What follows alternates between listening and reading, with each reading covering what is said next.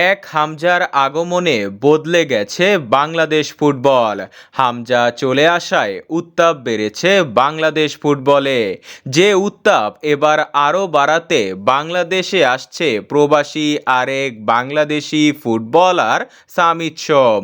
বর্তমান বাংলাদেশে প্রবাসী ফুটবলার হিসাবে রয়েছে 5 জন ফুটবলার, যাদের আগমনে বাংলাদেশের ফুটবল আলাদাভাবেই নজর কেড়েছে সারা বিশ্বে।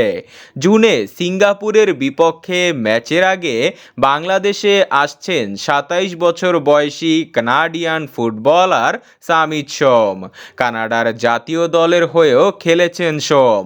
ডিফেন্সিভ মিডফিল্ড, রাইট ব্যাক ও রাইট উইং এই 3 পজিশনেই খেলতে পারেন সামিত। গত মৌসুমে কাভানু এফসি এর হয়ে লিগ শিরোপা জিতেছেন।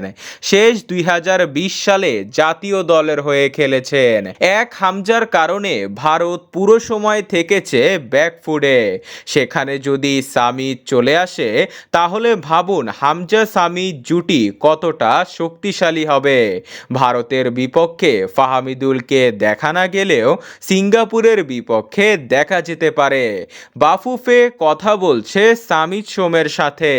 যদিও শুরুতে বাংলাদেশ নিয়ে তার তেমন একটা আগ্রহ ছিল না, কিন্তু হামজার আগমনে তার ভাবনায় পরিবর্তন এসেছে। লাল সবুজের হয়ে খেলার জন্য সময় নিয়েছেন 2 সপ্তাহ। হয়তো সিঙ্গাপুরের আগে তিনি বাংলাদেশে আসবেন।